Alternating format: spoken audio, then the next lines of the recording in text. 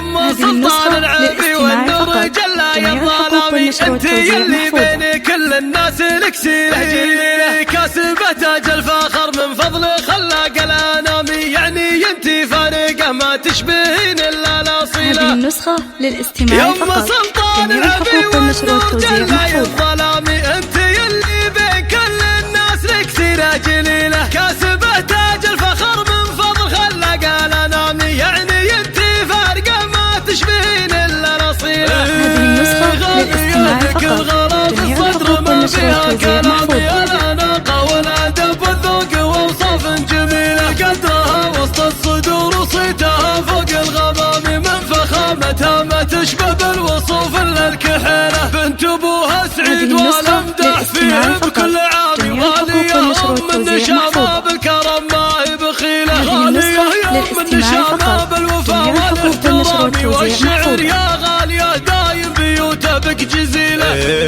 وبنتك اللي زينها كامل مثل بدر التمام، يا رغد فيك الحلا والزين ما يوجد مثيله، والله ان الشعر اللي فيك غنى ما يلامي، يا لطوام النرجسي فيك الوصايف مستحيله، بنت عبد الله وعبد الله مثل حد الحسامي، افخري ابوك كساب المراجل والفضيله، يا عساه بجنة الفردوس يا رب الانامي، والله انه رجل واحد بس يسوى له قبيله، ويا رغد اخوانك اهل الفعل ورجال كرامي، من قديم الوقت شجعان وفعايلهم نبيله، يما سلطان العبي والنور جل الظلامي، انت يلي بين كل الناس لك سيرة جليلة، كاسبة تاج الفخر من فضل خلاق الانامي، يعني انت فارقة ما تشبهين الا الاصيلة. هذه النسخة للاستماع فقط. جميع الحقوق والنشر والتوزيع محفوظ. الاناقة والادب والذوق واوصاف جميلة، قدرها وسط الصدور وصيتها فوق الغمام، من فخامتها ما تشبه بالوصوف الا الكحيلة، بنت ابوها سعيد والامدح فيه بكل عام، غالية ام النشامة بالكرم ما هي بخيلة، غالية يا ام النشامة بالوفا والاحترام، والشعر يا غالية دايم بيوته بك جزيلة.